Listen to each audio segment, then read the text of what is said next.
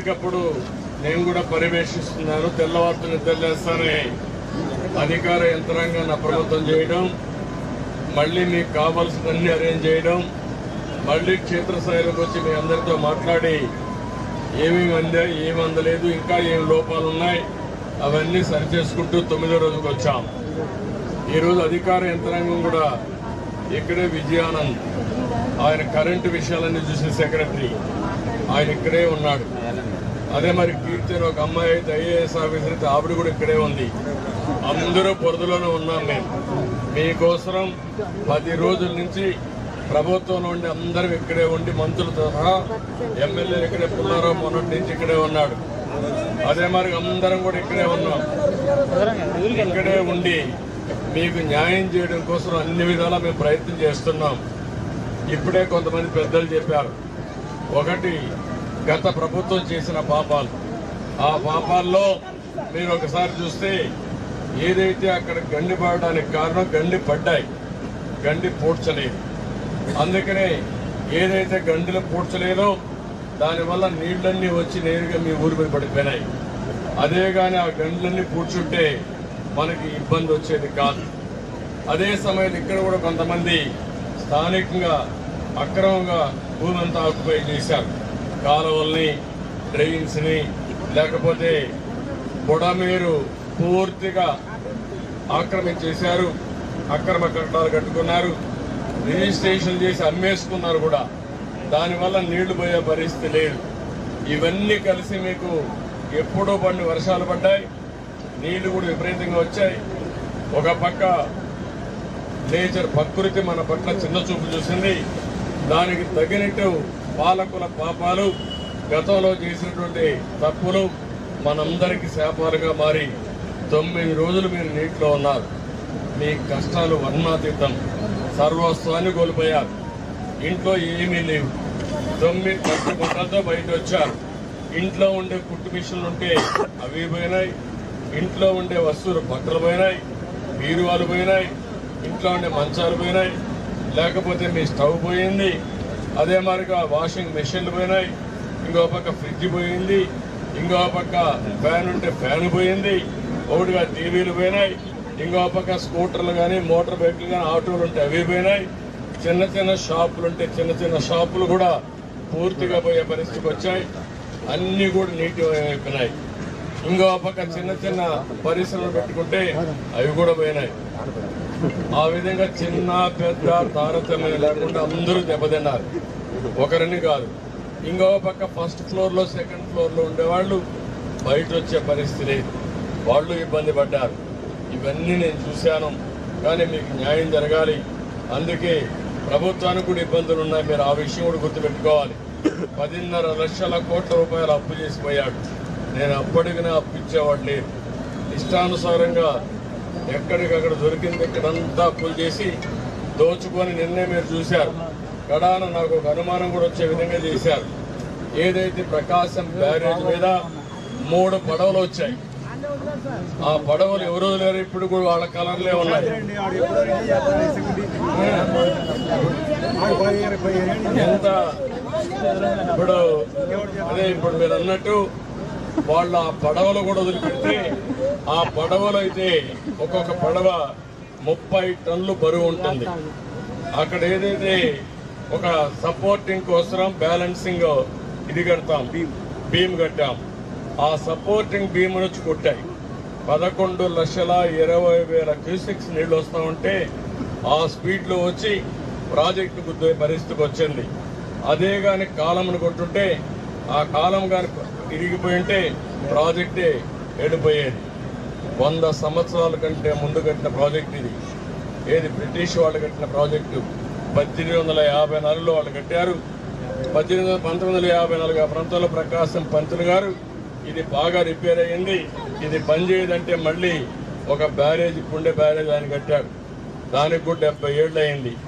170 ఏళ్లకు మునుపు కట్టిన ప్రాజెక్టు, ఈ ప్రాంత అభివృద్ధి కోసం పనిచేసే ప్రాజెక్ట్ని ఇండియాలనుకుందరు నాకేం తెలియదు. కానీ ఒకవేళ వాళ్ళకి బోట్స్ ఉంటే దాన్ని కాపాడుకోవాలి, ఇంట్లో కట్టేసుకోవాలా, లేకుంటే ఆ లంగర్లు వేసుకొని గట్టిగా నిలబెట్టుకోవాలా. ఆ లంగర్లు వేసుకొని నిలబెట్టకుండా అలాంటి బోట్లు ప్రాజెక్టు మీద పంపించారంటే ఏమనాలి నాకైతే అర్థం కాలేదు.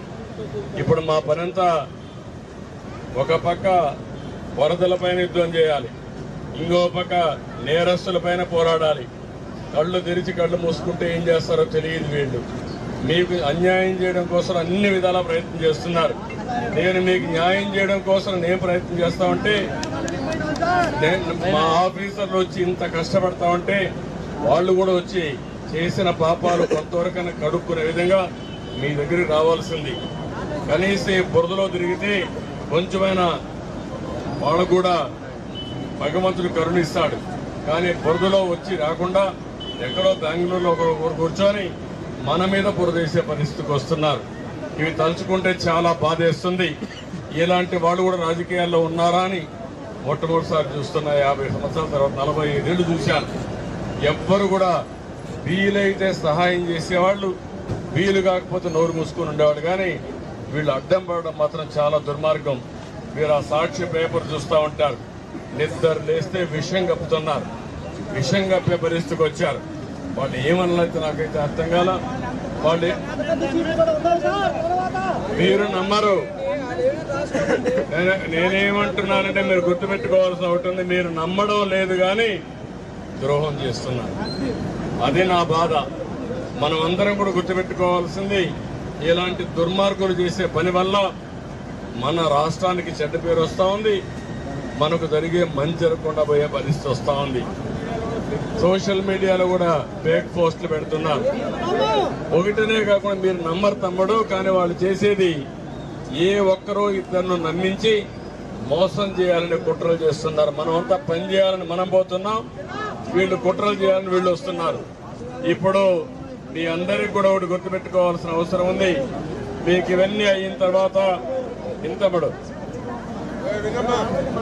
ఇవన్నీ అయిన తర్వాత మనందరికీ ఇంకా కొన్ని సవాళ్లు ఉన్నాయి. మీరందరూ కూడా తాత్కాలికంగా మీకు కొంచెం ఒకరిద్దరికి అందకపోయినా సకాలంలో ఈ పెద్ద యజ్ఞంలో కొన్ని చిన్న చిన్న సమస్యలు వస్తూ ఉంటాయి. కానీ ఈరోజు మాత్రం మీ ఇంటికి నేరుగా బియ్యం కానీ డ్రై ఫుడ్ కానీ మీ ఇంటికే పంపిస్తున్నాం. ఇంటింటికి పంపిస్తున్నాం. దాంట్లో ఏం కూడా అదే మా 8 వ్యాన్లు వచ్చాయి, ఇంటింటికి ఇస్తాం. రెండోది ఇది అయిన తర్వాత ఈ రోజు నుంచి మీ ఇండ్లన్నీ కూడా ఎన్యూమరేట్ చేయమంటున్నాను. గ్రౌండ్ ఫ్లోర్లో ఎవరున్నారు, ఫస్ట్ ఫ్లోర్లో, సెకండ్ ఫ్లోర్లో ఎవరున్నారు, మీ గ్రౌండ్ ఫ్లోర్లో ఉండి ఏమి నష్టపోయారు, ఫస్ట్ ఫ్లోర్లో ఉంటే కార్లు కానీ ఆటోలు కానీ లేకపోతే మోటార్ బైక్లు కానీ ఏం నష్టపోయారో అవన్నీ రికార్డ్ చేయమంటున్నాం. ఇంకో పక్క చిన్న చిన్న వ్యాపారం ఉన్నాయి, ఏదైతే తోపుడు బండ్లు ఉన్నాయి, ఇంకో కొన్ని చిన్న చిన్న కొట్లు ఉన్నాయి, కొన్ని వ్యాపార సంస్థలు ఉన్నాయి, చిన్నవి పెద్దవి ఉన్నాయి. వాళ్ళు నష్టపోయారు. వాళ్ళకు కూడా న్యాయం చేయాల్సిన అవసరం ఉంది. అలాంటివన్నీ కూడా ఆలోచిస్తున్నా అది కూడా ఎన్యూమరేట్ చేస్తాం. ఇది కాకుండా చాలా ఆటోలు పోయినాయి. ఆ ఆటోలు కూడా రిపేర్లు చేయించడం కానీ ఇన్సూరెన్స్ ఇప్పించాలి. ఇవన్నీ చేస్తూనే ఇంకొక పక్క మీ ఇంట్లో ఉండే ఒక ఫ్రిడ్జ్ కానీ లేకపోతే ఒక వాషింగ్ మెషిన్ కానీ లేకపోతే ఒక సామగ్రిలో ఎలక్ట్రికల్ సామగ్రి, ఎలక్ట్రానిక్ సామగ్రి చాలా ఉంది. చిన్నవి పెద్దవి అన్నీ కొనుక్కున్నారు. అవన్నీ కూడా దెబ్బతిన్నాయి. ఇవన్నీ కూడా రిపేర్ చేయడానికి అర్బన్ కంపెనీ అని ఒక కంపెనీ పెట్టి దాంట్లో మేము యాప్లో పెట్టి మీరు అది డౌన్లోడ్ చేసుకుంటే మీరు ఎవరు కావాలన్నా, ఎలక్ట్రీషియన్ కావాలన్నా లేకపోతే ఒక కార్పెంటర్ కావాలన్నా లేకపోతే ఇంకొక ఏ వ్యక్తి కావాలన్నా వాళ్ళు పంపించే బాధ్యత తీసుకుంటాం. ఒక ఇంట్లో లైట్లు వెలగవు, ఇంకో పక్క మీ కుక్కర్ పనిచేయదు, ఇంకో పక్క ఫ్రిడ్జ్ పనిచేయదు. మీరు కానీ అవన్నీ పెడితే మీ ఇంటికే పంపించి రిపేర్ చేస్తాం. ఒకవేళ ఇంటి దగ్గర చేయలేకపోతే పక్కన ఎక్కడ ఒక షెడ్ పెట్టుకొని మీ ప్రాంతంలో రిపేర్ చేసి మళ్ళా మీకు న్యాయం చేస్తాం. ఇవన్నీ చేస్తూనే మళ్ళా మీ అందరినీ తిరిగి కోలుకోవడానికి ఏ విధంగా చేస్తే చేయగలుగుతామో అది కూడా నేను ఆలోచిస్తున్నా. రేపు ఎల్లుండి ఒక నిర్ణయం చేస్తాం. మళ్ళీ ఇదే మార్గం మా ఆఫీసర్లు వచ్చి మీ అందరికీ కాస్త కోస్త ఆర్థిక సహాయం చేసి మీరు నిలదొక్కునే విధానానికి మేము పనిచేసి తర్వాతనే ఇక్కడి నుంచి కలుగుతాం. నా ఉద్దేశం ఒకటే, ఏ ఒక్క వ్యక్తికి అన్యాయం జరగకుండా, అవసరమైతే ఒక వ్యక్తి జరగకుండా చేస్తాం. మీరు కూడా మీ అందరి దగ్గర సెల్ ఫోన్లు ఉన్నాయి. నిన్నటి వరకు కరెంటు లేదు, ఇప్పుడు కరెంట్ వచ్చింది. సెల్ ఫోన్లు వాడేది కూడా నేర్చుకోండి. మీరు నేర్చుకుంటే ఆ సెల్ ఫోన్ ద్వారానే మీ పనులన్నీ విధంగా శ్రీకారం చుడతాం. ఎప్పటికప్పుడు నేను సమాచారం అడుగుతున్నా మీ ఫోన్లలో. మా అధికారులు బాగా పనిచేస్తున్నారా, ఫుడ్ వచ్చిందా, మీకు న్యాయం, అన్ని విషయాలు అడుగుతున్నా. సగం కొంతమంది ఇస్తున్నారు. మేము 100 ఫోన్లు చేస్తే 10 ఫోన్లే సమాధానం చెప్తున్నారు.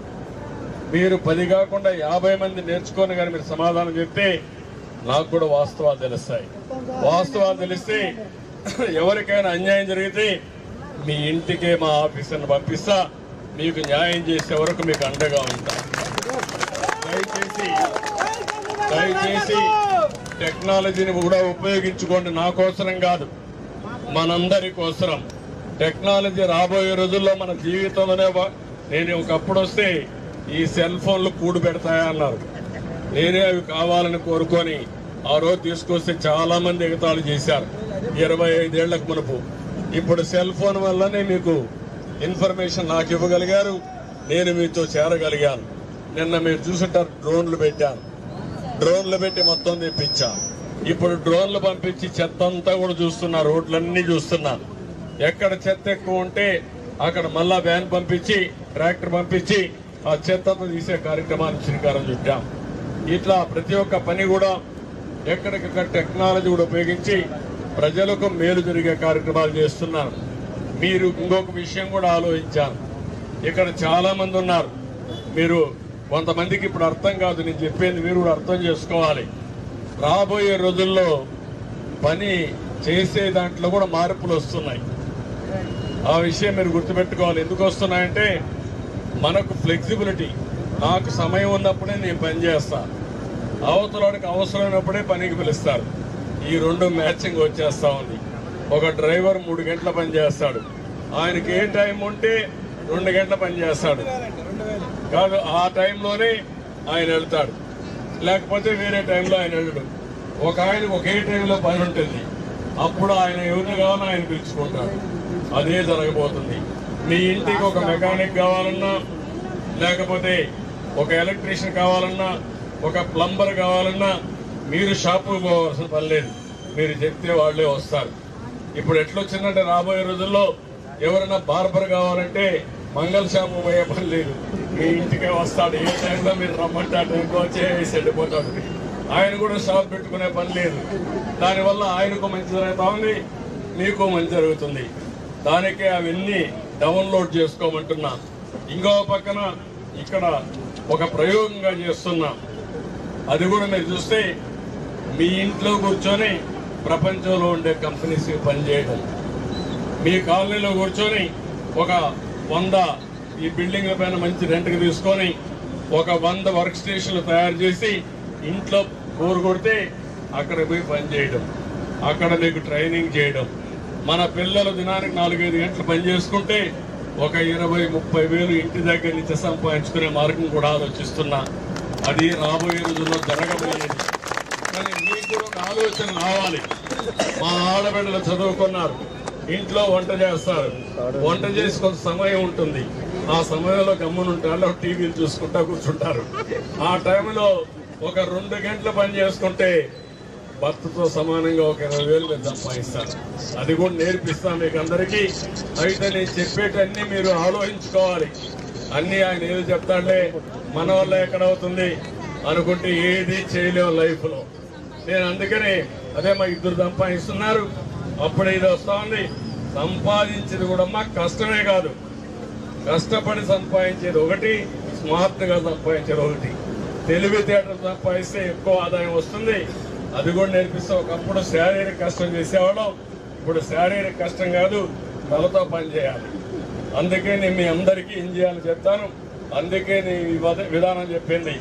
రాబోయే రోజుల్లో ఫ్లెక్సిబుల్ వర్కింగ్ అంటే మనకి ఎప్పుడు అవసరమైతే అప్పుడే పని చేస్తాం, వాళ్ళకి ఎప్పుడు అవసరమైతే అప్పుడు పని చేయించుకుంటారు. మొత్తం అన్నీ కూడా ఆన్లైన్లోనే అయిపోతూ ఉంటాయి. ఫిజికల్గా కూడా పోవాలి. ఈరోజు కార్ డ్రైవర్ ఉన్నాడు, ఆన్లైన్లో కాదు, కారు డ్రైవరే పోవాలి. బస్తా మొయ్యాలి, బస్తా మోయాలంటే మనిషే మోయాలి, కానీ దానికి కూడా మళ్ళీ రోబోస్ కూడా వస్తాయి. నిన్న మీరు చూశారు, డ్రోన్ పెట్టారు.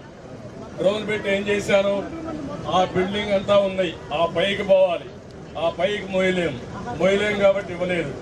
ఇక్కడ నుంచి ప్రోగ్రాం పెట్టి ఆహార పట్ల వాడికి పంపించారు. రేపు రాబోయే రోజుల్లో ఈ బిల్డింగ్ మీద కూర్చొని మొత్తం ఈ సిటీ అంతా కూడా సగానికి సరఫరా చేయొచ్చు. ఆ బిల్డింగ్ పోవాల్సిన పని లేదు. ఇప్పుడు మందు కొడుతున్నాం, ఏది బ్లీచింగ్ కానీ ఇవన్నీ కొడుతున్నాం. దానికి కూడా 15 మంది పనిచేసి ఒక డ్రోన్ పనిచేస్తుంది. అన్ని కూడా అది కూడా ఉపయోగిస్తున్నాం. ఇంకో పక్కన మొత్తం ఫోటోలు తీస్తున్నాం. ఫోటోలు తీసి నేరుగా శానిటేషన్ స్టాఫ్ పంపిస్తాం. వాళ్ళు వచ్చి క్లీన్ చేస్తారు. మళ్ళా ఒకసారి పంపిస్తున్నాం, మళ్ళా ఒకసారి చూస్తున్నాం చేశారా లేదా. సాయంత్రానికి ఆటోమేటిక్గా వస్తుంది. చేసిన వాళ్ళ శభాష్ అంటాం, చేయకపోతే వాళ్ళ పైన చర్యలు తీసుకుంటాం. అలాంటి సిస్టమ్స్ అన్నీ వచ్చేస్తున్నాయి. ఇవన్నీ ఎందుకు చేస్తున్నామంటే మీకు మెరుగైన సేవలు చేయాలి, తక్కువ ఖర్చుతో మీ అందరికీ మంచి చేయాలనే ఉద్దేశంతో చేస్తున్నాం. భవిష్యత్తులో ఇవన్నీ ఉంటాయి. విజయవాడ ఈ ప్రాంతంలో మీరు అందరున్నారు, మీకు చాలా కష్టాలు వచ్చాయి, కానీ ఇదే చివరిది కావాలి. మళ్ళా ఇలాంటి సమస్య పునరావృతం కాకుండా చేయడం కోసం నేను ప్రయత్నం చేస్తున్నా. ఈ విజయవాడ వాళ్ళందరూ హైదరాబాద్ పోయారు, అమెరికా పోయారు, బ్రహ్మాండంగా పనులు చేస్తున్నారు. మీరు మాత్రం ఇక్కడే ఉన్నారు.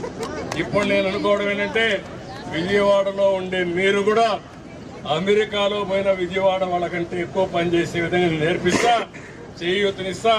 మీరు కూడా నేర్చుకుంటే ఆకాశమే అద్భుతంగా ముందుకు పోతాం. ఇది ఒక్కొక్కసారి మీరు గుర్తుపెట్టుకోవాలి. ఎప్పుడు చెప్తా ఉంటాను నేను, సంక్షోభం ఒక అవకాశం. నాకు ఈ కష్టం వచ్చింది అనుకుంటే మీరు మునిగిపోతారు. కష్టమే మిమ్మల్ని చంపేస్తుంది. ఓకే, మనిషికి రాకపోతే ఎవరికి కష్టాలు వస్తాయి. మొదటి రోజు నేను వచ్చాను ఇక్కడికి, మీ అర్థనాదాలు చూశాను, నాకే అర్థం కాలేదు. ఒక పక్క గండ్లు పూడ్చకపోతే నీళ్లు వస్తానే ఉంటాయి, ఇంకో పక్క ఊరంతా నీళ్లు, మీకు తిండి లేదు, మీరందరూ కూడా ఇబ్బందుల్లో ఉన్నారు. ఒక పక్క మీకు తిండి పెట్టాలంటే ఆఫీసర్లు వచ్చే పరిస్థితి లేదు, వాహనాలు రాలేని పరిస్థితి. దానికి ఏమేం చేయాలో డ్రోన్తో సహా హెలికాప్టర్లు కూడా వాడారు. ఇవన్నీ వాడి ఒక పక్క ఇది రీచ్ అయ్యా, రెండో పక్క వర్షం పడతా ఉన్నా ఎక్కడికక్కడ గండ్లన్నీ పుట్టడం కోసం రాత్రింపగొడు చేసి మొన్న మధ్యాహ్నాలకి గండ్లన్నీ పూర్తి చేశా. అదే మరిగా మీరు చూస్తే ఇంటింటికి ఫుడ్ పంపించడమే కాకుండా వైద్యం కూడా 3000 వెహికల్స్ పనిచేశాయి విజయవాడ సిటీలో. అదే మరిగా రోజుకి 10 లక్షల ఆహార పొట్లాలు తెప్పించి మీకు అందజేశారు. కొంతమంది ఆహార పొట్లాలు తినలేరంటే నేను మళ్ళీ ఆలోచించి బిస్కెట్స్ పంపించా, మీ అందరికి అరటి పండ్లు పంపించా, నిన్న మొన్న బ్రెడ్ పంపించా. నిన్న ఈ రోజు నుంచి మీకు అనవసరంగా మీరు ఇబ్బంది పడుతున్నారని ఇంటింటికి మనిషికి ఒక ఎగ్గు కూడా పంపించమని ఆదేశాలు ఇచ్చాను. అంటే నేను ఎందుకు చేస్తున్నానంటే ఇవన్నీ మీరు కష్టాల్లో ఉన్నప్పుడు కనీసం మీకు ఒక శక్తినివ్వాలి, ఒక భరోసానివ్వాలి. నేను డబ్బుల గురించి ఆలోచించడంలో మిమ్మల్ని గురించి ఆలోచిస్తున్నా, మానవత్వంతో ఆలోచిస్తున్నా. చివరి వ్యక్తికి న్యాయం జరిగే వరకు నేను ఇక్కడ ఉంటా, మీకు న్యాయం చేస్తానని చెప్పి కూడా నేను వ్యక్తులు చేస్తాను. రేషన్ ఈరోజు అయిపోతుంది, క్లీనింగ్ కూడా అయిపోతుంది, సాయంత్రానికి నీళ్ళన్నీ కూడా క్లీన్ అయిపోతాయి. ఎక్కడన్నా లోతట్టు ప్రాంతాలుంటే ఆడంతా మెషిన్లు పెట్టి ఆ నీళ్లు కూడా తీసేస్తాం. ప్రతి ఒక్క ఇల్లు క్లీన్ చేయాలనుకున్నాం. ఎప్పుడన్నా ఇన్నారా మీరు ఫైర్ ఇంజిన్లు పెట్టి, ఎప్పుడన్నా మీ ఇల్లు కాలిపోతే వచ్చే ఫైర్ ఇంజిన్లు మీ ఇంట్లో బురద తీయడానికి, మీ ఇల్లు క్లీన్ చేయడానికి ఉపయోగించాం. నిన్నటికి 30,000 చేశాం, ఈరోజు 40,000 చేస్తాం. రోజుకు 10,000 ఇండ్లు చొప్పున మొత్తం క్లీన్ చేసే బాధ్యత కూడా తీసుకున్నాం. అన్ని కూడా చేస్తా, మీరు ధైర్యంగా ఉండండి. కానీ మీరు ఒక విషయం గుర్తుపెట్టుకోవాలి, దొంగలు నమ్మి నేరస్తులు నమ్మితే మాత్రం మళ్ళా కుక్కతో ఒక వంకర వంకరై గోదావరి నుంచి అవుతుంది. కాబట్టి నేను అడిగేది ఒకటే మిమ్మల్ని అందరినీ, నేను ఈ విజయవాడ ఒక పైలట్ గా తీసుకుంటా. మీకు తీవ్రమైనటువంటి అన్యాయం జరిగింది, ప్రకృతి మీ పట్ల చిన్న చూపు చూస్తుంది, పాలకుల పాపాలు మీకు శాపాలుగా మారాయి. కానీ ధైర్యంగా ఉండండి. నేను చెప్పింది అర్థం చేసుకోండి, నాకు సహకరించండి. నా కోసరం కాదు, మీకోసరం, ఈ రాష్ట్రం కోసరం అని మరొకసారి తెలియజేసుకుంటూ చేస్తారని ఆశిస్తూ అందరికీ మామూలు కాల్చుకున్నారని మా ఫ్రెండ్ పెట్టుకెళ్ళిపోయారు. నాన్నకి హింస పెట్టారంట సార్, కొట్టి మేము ఒప్పుకోలేక మిమ్మల్ని మీ నాన్నని చంపేస్తాము, ఈ కేసు ఒప్పుకోకపోతే మీ వాళ్ళని చంపేస్తామని బెదిరించారంట సార్. బెదిరించారు సార్. మాకు భయం వేసింది. మాకు నిద్రాధారం లేక మేము ఎక్కడెక్కడో దాచుకున్నాం. మాకు చాలా భయం వేసింది సార్. ఎన్ని రోజులు పంపించారు జైలుకి? 4 రోజులు అవుతుంది సార్. 4 రోజులు ఉంచారు బాబుని. మేము వద్దలకు ఉండే వాళ్ళ కూలి 4 చేతులు పట్టుకోవాలి సార్. మాకు కేసు కొట్టేయాలి సార్. మాకు చాలా భయంగా ఉంది. ఏం జరిగిస్తారు? ఏం భయపడద్దమ్మా, కేసు చేసుకునే వాళ్ళం. ఇప్పుడు మాకు పని పట్టుకెళ్ళాలని మాకు పని కూడా ఎవరు చెప్పట్లేదు. ఇప్పుడు మీరు చూశారు కులకరాయి కేసు, మీకు జ్ఞాపకం ఉంటుంది. ఇక్కడే ఆ కులకరాయి కేసు పెట్టి ఇక్కడే జరిగింది. ఈ సింగనగర్ లో నేను కూడా వచ్చాను, మొదటిసారి ఇటుకే వచ్చాను. వచ్చిన తర్వాత మొదటి రోజు వచ్చింది సింగనగర్కే వచ్చాను. వరద వచ్చిన తర్వాత ఆయన చేసిన పని ఏంటంటే, ఏనండి ఏం చేశారంటే, ఇక్కడికి వచ్చి కావాలని గురకరాయి డ్రామా ఆడి ఒక అమాయకుడిని జైల్లో పెట్టాడు సానుభూతి కోసం. అంటే ఎలక్షన్ లో సానుభూతి పొందడం కోసం గులకరాయి డ్రామా. ఈరోజు బుడమేరు ఉంది. బుడమేరులో 3 గంటలు పడ్డాయి. ముఖ్యమంత్రిగా ఉండే వ్యక్తి ఆ 3 గంటలు పూడ్చలేదు. దానివల్ల ఏమైంది? వర్షాలు పడ్డాయి. దేవుడు చిన్న చూపు చూశాడు, వర్షాలు పడ్డాయి. దగ్గర దగ్గర 35,000 క్యూసెక్స్ ఆఫ్ వాటర్ వచ్చింది. అంటే 3.5 TMC నీళ్లు ఒక రోజుకు వచ్చాయి. ఆ నీళ్లు ఇక్కడ అంతా వచ్చేసాయి. అంటే ఆ రోజు తప్పుడు కేసు పెట్టి, తెలుసులే ఏ తమ్ముడు తెలుసు, ఆ కేసు తెలుసు, మన దగ్గర ఉంది. ఆ రోజు మనం చూస్తే తప్పుడు కేసు పెట్టి ఒక అమాయకుని జైల్లో పెట్టాడు.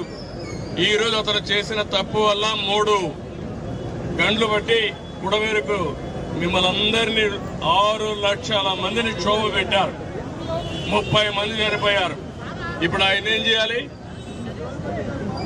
ఏం చేయాలి తమ్ముడు? ఇలాంటి దుర్మార్గుల్ని ఏం చేయాలని అడుగుతున్నా మిమ్మల్ని. ఇప్పుడు ఇంకో పక్కన చూస్తే నిన్న మొన్న మనం ఇబ్బందుల్లో ఉన్నాం ఆయన పెట్టిన ఇబ్బందులకి. ఇప్పుడు మన మీద కక్ష తీర్చుకుంటూ వాళ్ళ టీవీలో పేపర్ రాసి, నిన్ననే మీరు చూశారు, ఏదైతే ప్రకాశం బ్యారేజ్ పైకి 3 పడవలు పంపించాడు. ఒక్కొక్కటి 30 టన్నులు ఇనుము వేసిన పడవలవి. నేరుగా వచ్చి 11,20,000 క్యూసిక్స్ ఆఫ్ వాటర్ పోతా ఉంటే అది వచ్చి కొట్టింది. కొడితే ఏమవుతుంది తమ్ముళ్ళు? అది సపోర్టింగ్ ఏదైతే ఉంటుందో అవి ఇరిగిపోయినాయి. అదే కాలం గాని కొట్టుంటే ప్రకాశం బ్యారేజ్ కొట్టుకొని పోయేది. ఎవరిదని చూస్తే వైఎస్ఆర్ కాంగ్రెస్ బొమ్మలు వేసుకొని, ఆ గుర్తుని కలర్లు వేసుకొని వాళ్లే వచ్చి కొట్టే పరిస్థితికి వచ్చింది. అంటే వీళ్ళకు పడవలుంటే దాన్ని లంగరేసి కట్టేసుకోవాలా లేదా అని మిమ్మల్ని అడుగుతున్నా. అది తప్పవునా కాదా అని మిమ్మల్ని అడుగుతున్నా. వీళ్ళు ఏం చేయాలి తమ్ముళ్ళు? ఇప్పుడు బుడమేరులో గంటలు పెడతారు. ప్రకాశం బ్యారేజ్ పైన పడవలు పంపించి ఆ ప్రకాశం బ్యారేజ్ ని కూల్చేయాలని ప్రయత్నం చేస్తారు. ఏం చెప్పాలి నాకు అర్థం కాలేదు. మళ్ళా ఆ సాక్షి పేపర్లో మన మీద విషయం చెప్తారు. వీళ్ళు ఓడిపోయినంత మాత్రాన ఈ రోజు వీళ్ళు ఇష్ట ప్రకారం చేసి మన జీవితాలతో ఆడుకుంటున్నారు. వీలైతే సహాయం చేయడికే వచ్చాడు. మొన్న కూడా వచ్చాడు, ఇక్కడికి వచ్చాడు లేదా? కనపడ్డాడు ఎక్కడన్నా? ఒకరికి ఒక ఫుడ్ ప్యాకెట్ ఇచ్చారా? ఒకరికి ఒక మంచినీళ్ళు ఇచ్చారా? విజ్ఞాన కాలేజీ నుంచి పిల్లలు వచ్చారు.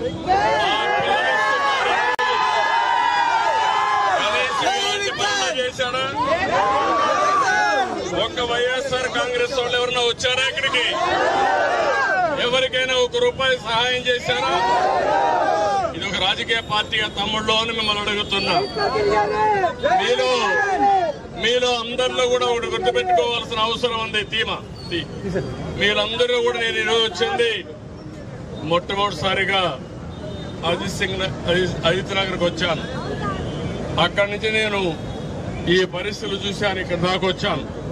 అది చూసిన తర్వాత ఇది సిచ్యువేషన్ నాకు అర్థమై నేను ఆ రోజు నిర్ణయం చేసుకున్నాను, మళ్ళీ మీరందరూ కోలుకునే వరకు ఇక్కడి నుంచి కదలకూడదని నేరుగా కలెక్టరేట్కి వెళ్లి బస్సులో ఉండి 9 రోజులుగా పర్యవేక్షిస్తున్నా.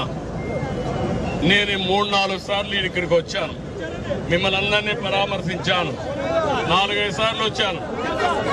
అదే సమయంలో సిటీ అంతా తిరుగుతున్నా. నేను చేసిన పని మీరు చూస్తే ఒక ప్రభుత్వ ముఖ్యమంత్రిగా ప్రతి ఒక్కరిని అప్రమత్తం చేశాను. కొన్ని వేల మంది ఆర్మీని తెప్పించాను, NDRF తెప్పించాం, 120 బోట్లు పెట్టాం, కొన్ని లక్షల ఫుడ్ పాకెట్ తీసుకొచ్చి నేను ఇక్కడనే చూశాను. నాకు ఒకసారి కొన్ని మర్చిపోలేము. ఇక్కడికి వస్తే ఒక తండ్రి పిల్లవాడిని తీసుకున్నాడు, 1 సంవత్సరం బాబుని తీసుకొని బయట వచ్చాడు. బయట వస్తే నేను అడిగాను, ఏమయ్యా ఏం జరిగిందని అడిగాను. ఆయన ఒకటే మాట అన్నాడు, ఏడుస్తూ నా భార్య నా బిడ్డ నేనున్నాం, కానీ ఎట్టయినా సరే నా బిడ్డనైనా కాపాడుకోవాలని బిడ్డని తీసుకొని వచ్చా, నా భార్యని ఇంటికాడ వదిలిపెట్టి వచ్చా, నా భార్యని తెప్పించమని కళ్ళ నీరు పెట్టుకొని ఏడ్చాడు. అది చూసినప్పుడు అనిపించింది నిస్సహాయత. అప్పుడే బోటు పంపించి ఆయన తెప్పించే ఆ భార్యను తీసుకొచ్చే పరిస్థితికి వచ్చా. ఒక తల్లిని చూశాను నేను, ఒక ఆడబిడ్డను చూస్తే నేరుగా తండ్రి చనిపోయాడు, డెడ్ బాడీ వచ్చింది, కానీ నిస్సహాయ స్థితిలో ఉంది. బాడీని తీసుకుపోకుండా ఒకటే పోతే మంచిది కాదని ఆ కష్టాల్లో కూడా నా తండ్రిని నాకు అప్పచెప్పండి, నేను అంత్యక్రియలు చేయాలి, నేను రుణం తీర్చుకోవాలని ఒక ఆడబిడ్డ కళ్ళ నీళ్ళు పెట్టుకుంటే వాళ్ళు పంపించే పరిస్థితికి వచ్చా. ఇలాంటి ఒక సంఘటన కాదు, ఎక్కడ చూసినా బాధాకరమైన సంఘటనలు జరిగాయి. 4-5 రోజులు ఈ పక్కనే వచ్చాను. వచ్చినప్పుడు కొంతమంది అయితే కనీసం వాళ్ళు అడిగింది నాకైతే ఇప్పుడు కూడా జ్ఞాపకం ఉంది, మీరు ఏమీ చేయక్కర్లేదు, మాకు మంచినీళ్లు పంపించండి. 4 రోజులుగా మా పిల్లలు మంచినీళ్ళు అడిగితే ఇవ్వలేకపోతున్నాం, దండం పెట్టి మీ కాళ్ళు పట్టుకుంటా మంచినీళ్ళు ఏమని అడిగే పరిస్థితికి వచ్చాడు. అక్కడి నుంచి రాత్రింబగుళ్ళు పనిచేసి ఎంత డబ్బులైనా పర్వాలేదు మిమ్మల్ని ఆదుకోవాలని ముందుకొచ్చా. అవన్నీ చేశా. 9వ రోజు ఇంకో థ్యాంక్ యూ అమ్మా. ఆ రోజు మీరు ఇంకో పక్కన చూస్తే ఆ గంటలు పడిపోయిన దానిపైన ఒక పక్క వర్షం పడతా ఉంది, అక్కడ పోయే దారి లేదు, అది క్లోజ్ చేయలేకపోతే నీళ్లు వస్తూనే ఉంటాయి. నీళ్లు వస్తే మిమ్మల్ని ఏమీ కాపాడుకునే పరిస్థితులు లేవు. అందుకనే మళ్ళీ మనుషులు పెట్టి ఆర్మీలో ఉండే ఇంజనీరింగ్ డివిజన్ ఉంటే వాళ్ళు కూడా పిలిపించి ఆ గంటలు పూడ్చే కార్యక్రమానికి ప్రారంభించాం. మొన్నే గంటలు పూడ్చగలిగే రామానాయుడు ఒక మంత్రిగా అక్కడే ఉన్నాడు. నేను నిమ్మల రామానాయుడు గారు, లోకేష్ ఇద్దరు వెళ్ళి ఇంజనీరింగ్ టెక్నికల్ అన్ని పెట్టి అక్కడే ఉండి మొత్తం ఆ కార్యక్రమం చేశారు. మంత్రులు మీరు చూశారు, ఈసారి ఒక్కొక్క మంత్రి ఇక్కడే ఉన్నాడు. నారాయణ గారు కానీ ఇక్కడ ఉండే అచ్చెన్నాయుడు గారు ఒక్కరు కాదు, ఆల్ మినిస్టర్స్ ఇక్కడే ఉన్నారు, నీళ్లలోనే ఉన్నారు. శ్రీనివాస్ గారు అందరూ, మా IAS ఆఫీసర్లు అందరూ ఇక్కడే ఉన్నారు, ఈ బురదలోనే ఉన్నారు. అయినా కూడా ఎవ్వరు కూడా విసుగు విరామం తీసుకోకుండా రాత్రింబగుళ్ళు పనిచేశారు. పోలీసులు కూడా రాత్రింబగుళ్ళు పనిచేశారు. మా కమిషనర్ అయితే మీరు చూశారు, నేను ప్రొక్లైన్ లో వస్తే ముందర ఉండే దాని మీద నిలబడుకొని ముందుకు పోయే పరిస్థితికి వచ్చాడు. ఒక్కరు కాకుండా అందరూ కూడా పనిచేశారు. కానీ ఈరోజు మీరందరూ ఒకటి గుర్తుపెట్టుకోవాలి, ఒక నార్మల్సీకి 9 రోజుల తర్వాత తీసుకొచ్చాం. ఇప్పుడు కూడా నేను చూస్తున్నా దుర్మార్గమైన పాలనలో ఏదైతే బుడమేరు మొత్తం ఊడిపోయింది, అక్రమాలు జరిగాయి, నీళ్లు పోయే పరిస్థితి లేదు, ఎక్కడికక్కడ డ్రైన్స్ అన్ని కూడా క్లోజ్ చేసేశారు. కడాన ఒక ముఖ్యమంత్రిగా నేను వచ్చి డ్రైన్లు కూడా తెరిపించే పరిస్థితికి వచ్చా. చెత్త అంతా తీసే పరిస్థితికి వచ్చామంటే ఎలాంటి పాలన జరిగిందో మీరే ఒకసారి గుర్తుపెట్టుకోవాల్సిన అవసరం ఉంది. కానీ నేను ఒకటే మీ అందరికీ హామీ ఇస్తున్నా, దీంతోనే సమస్య పరిష్కారం కాలేదు. తాత్కాలికంగా మీ వివరిందంతా చేశాం. ఇప్పుడు మీరు సర్వస్వం కోల్పోయారు. కొన్ని కుటుంబాలైతే కట్టుకున్న బట్టలు తప్ప బట్టలు మార్చుకోవడానికి బట్టలు కూడా లేవు. అది చూస్తే చాలా బాధేస్తుంది. ఇప్పుడే మా కలెక్టర్కి మళ్ళా చెప్పాను, వీలైతే ఒక్కొక్క ఇంటికి ఒక పేరైనా సరే బట్టలు ఇస్తే కనీసం బట్టలు మార్చుకుంటారు, లేకుంటే అది కూడా చేసుకోలేకపోతున్నారని ఇప్పుడే చెప్పాను. ఒక 40,000 50,000 ఎక్కడ దొరికితే అక్కడ తీసుకొచ్చి రేపటికి కనీసం ఒక జత బట్టలన్నా మీకు ఇవ్వాలి, ముందుగా ఇచ్చేయాలని చెప్పి చేస్తున్నా. ఇది అయిన తర్వాత అన్నింటికంటే ఈరోజు నిత్యావసర వస్తువులన్నీ ఇచ్చాం. అదే మాదిరిగా డ్రై ఫుడ్ కూడా మొత్తం ఇస్తున్నాం.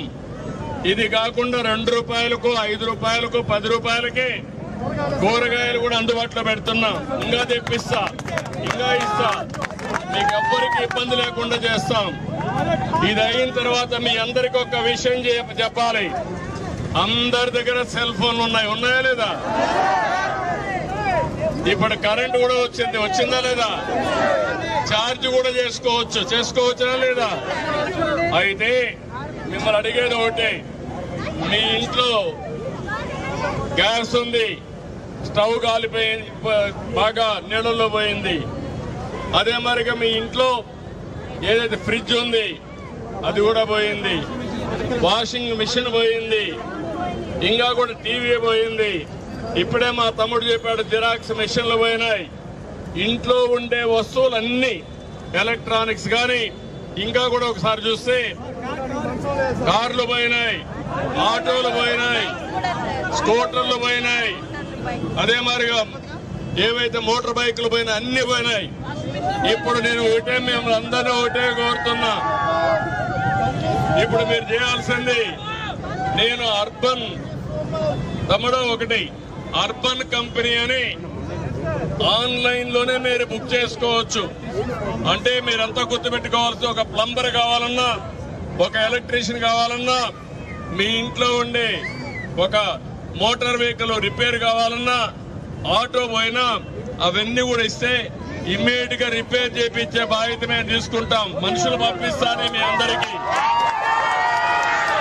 మీకు తక్కువ రేటుతో ఇమ్మీడియట్ గా వస్తుంది. ఇందుకే మళ్ళా ఇంకోటి కూడా రిక్వెస్ట్ చేస్తున్నా, ఎవరైనా ఇన్సూరెన్స్ కట్టుంటే ఇన్సూరెన్స్ అన్ని కూడా క్లియర్ చేపిస్తా, అది కూడా టాప్ ప్రయారిటీలు అయిపోతాయి.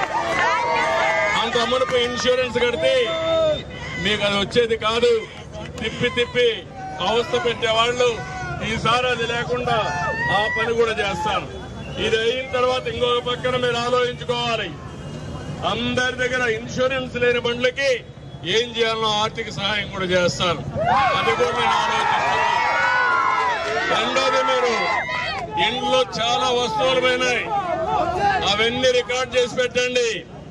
ఈ రోజు నుంచే మా ఆఫీసర్లు మీ దగ్గరికి వస్తున్నారు, అన్ని రికార్డు చేసుకుంటాం. మళ్ళీ మామూలుగా నిలదొక్కునే వరకు మీకు అండగా ఉంటా.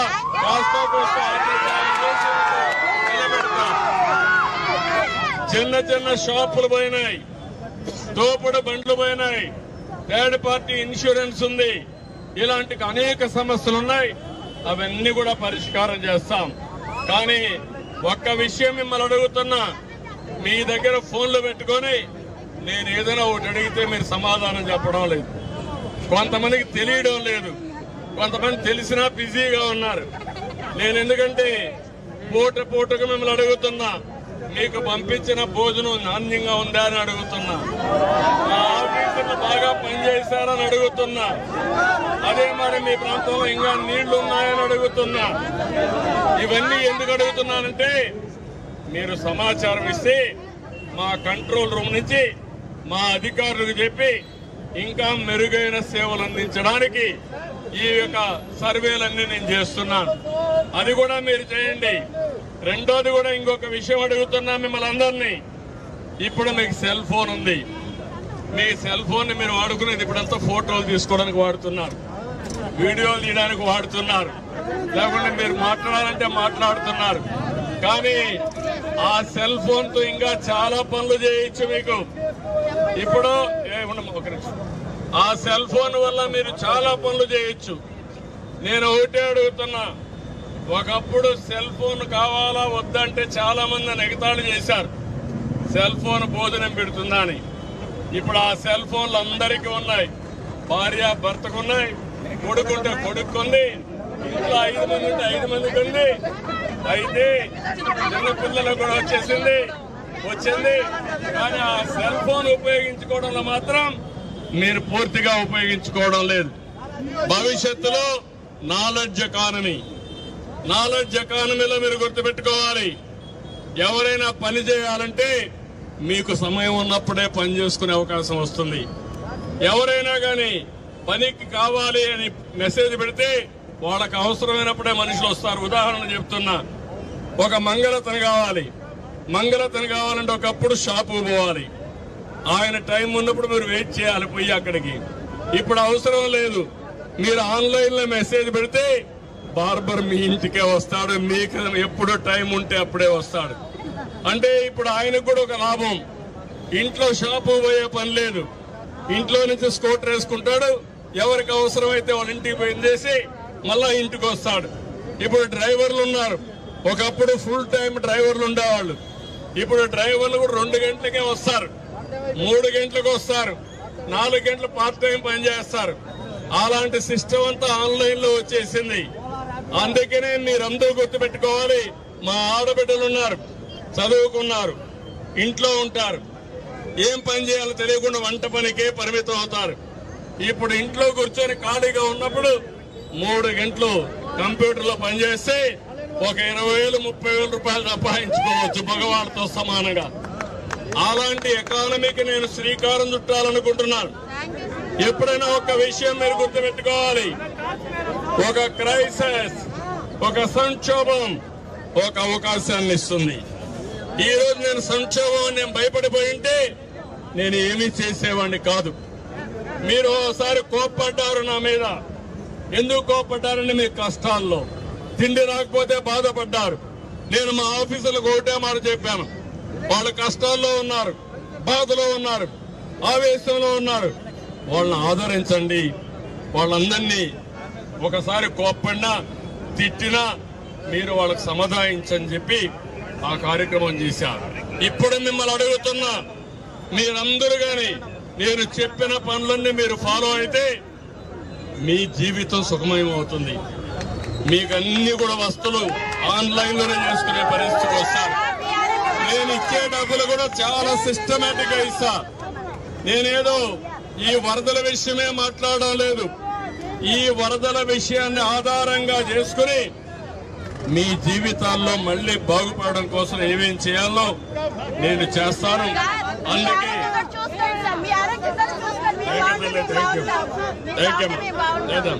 అదే చేస్తాను. ఆ తమ్ముడేదో పెద్ద ఎగిరి పడుతున్నాడు, ఏం మాట్లాడుతుంది.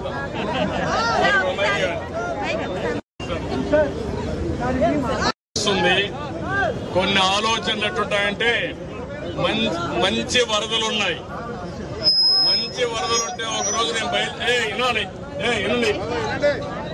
నేను వికలాంగురాలు, ఆ అమ్మాయి వరదలు దాటుకొని వస్తా ఉంది. నేను నిలబెట్టి అడిగాను, ఏమమ్మా ఎక్కడికి పోతున్నావు అన్నాను. సార్ బంధువుల ఇంటికి వచ్చాను, మా ఊరు పక్కన ఈ రోజే లాస్ట్ డేట్ అన్నారు పెన్షన్ తీసుకోవడానికి, కాబట్టి నేను పెన్షన్ కోసం పోతున్నానని. అంటే ప్రాణం కూడా లెక్క పెట్టుకోకుండా వరదల్లో పెన్షన్ కోసం వెళ్ళింది. ఆ విషయం నేను చెప్పాను కానీ చాలా మందికి అర్థం కావడం లేదు. పెన్షన్ రాకపోతే, ఈ నెల రాకపోతే నెక్స్ట్ మంత్ తీసుకోవచ్చు, ఎవరికి ఆలోచన వద్దు, చేసే బాధ్యత మాది. బుడమేరు ఆపరేషన్ కూడా స్టార్ట్ అవుతుంది తొందరలోనే.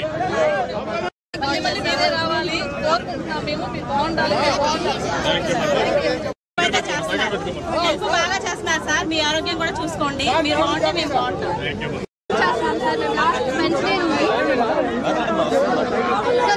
Vignan university students last week Wednesday నుండి మేము కంటిన్యూస్ గా 10 buses లో వర్క్ చేస్తున్నాం సార్. రేపటి నుండి సర్వే వర్క్స్ కూడా స్టార్ట్ చేస్తున్నాము. అండ్ 86 వార్డ్ మొత్తం కిట్స్ కూడా రెడీ చేస్తున్నాం సార్. డ్రెస్సెస్ ఇవ్వడానికి మేము కిట్లో ఒక 7 ఐటమ్స్ ఇంక్లూడ్ చేసి మొత్తం అంతా రెడీ చేసాం సార్. ఆ కిట్స్ కూడా వస్తే అవి కూడా డిస్ట్రిబ్యూట్ చేస్తున్నాం సార్. కంటిన్యూగా 1 వీక్ నుంచి వస్తున్నాం. ఇప్పుడు మీరు చెప్పినట్టు ఇక్కడ షేక్ జానీ MA ఎకనామిక్స్ వీళ్ళు ఏదైనా అవుట్ సోర్సింగ్ జాబ్ ఇప్పించమని రిక్వెస్ట్